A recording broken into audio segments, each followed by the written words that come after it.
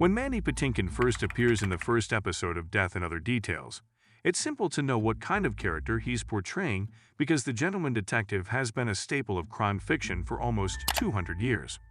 Rufus Coatsworth, played by Patinkin, is widely regarded as the best investigator in the world and fits in well with figures like Hercule Poirot and Sherlock Holmes. Death and Other Details eventually explores some of Rufus's past, but one of the show's best aspects is how it subtly plays with detective narrative tropes to grab the viewer's attention from the start. In the first episode of Death and Other Details, Rare, we meet the relevant characters as a murder occurs on a cruise ship.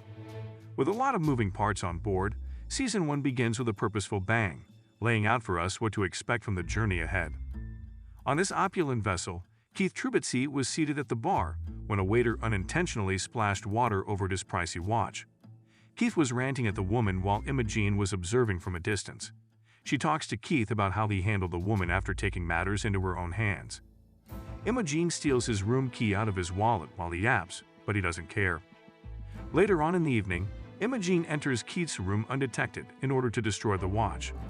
When room service arrives the next morning to clean his room, we discover Keith dead and stuck to the wall by a pipe. 2 days prior, when Imogene boards the ship with her brother and sister-in-law, the series rewinds. We learn that this is Lawrence Collier's ship and that everyone on board is connected to him as we gain a general overview of the situation.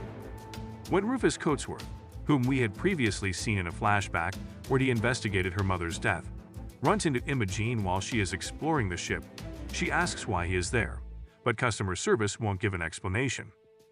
Layla tells her family the news after Imogene goes to inform her that Rufus Coatsworth is on the ship. It is revealed that Coatsworth was employed by the Chun family as a means of coercion against the Colliers. When security guard Jules answers the door the next morning, he finds out that Keith has been killed. The news of the murder is brought to the attention of the wait staff, who are informed not to tell anybody about it on the ship and that Rufus Coatsworth will be leading the inquiry. Imogene recognized that night's film was missing even though she had gone to view the surveillance camera. In addition, she finds Rufus waiting for her when she gets back to her cabin, and the two start arguing. When Rufus discloses that she was the only person in the tape to enter the room, she finally gives up on working with him. Prior to Rufus and Imogene starting to collaborate, Imogene confronts him on his decision to give up on the investigation into her mother's death.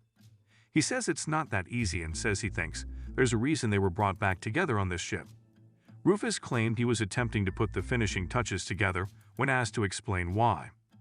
In a montage, we see Imogene as a little child overhearing Rufus inform her father that her mother might have been killed.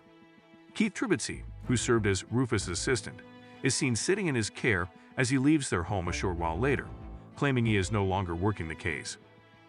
When Imogene from present day asks Rufus about the case he was working on aboard the ship, he responds, "I think you know." It is time for Rufus and Imogene to start investigating who and why Keith was murdered in Episode 2 of Death and Other Details Season 1. Rufus begins to question everyone on the ship, and it becomes a pissing contest among the guests. While he does that, Imogene figures out more about her mother's murder, giving her more motive to find the killer. After Episode 1, this feels like a slight step back in quality and pace. Rufus is replaying the moments when Keith talked him into going on the cruise.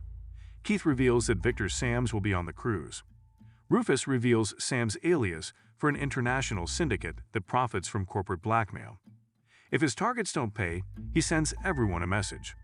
Lawrence Collier kept his books under lock and key, but Rufus believes his dealings are behind why Imogene's mother was killed.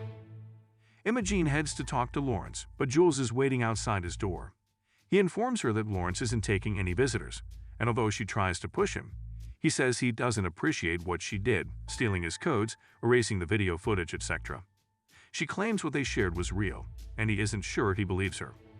Rufus doesn't have a great relationship with the Colliers and Imogene does, so he wants her to use that relationship to figure out a way to get access to their books. Rufus speaks to Lila about the confrontation between her and Keith.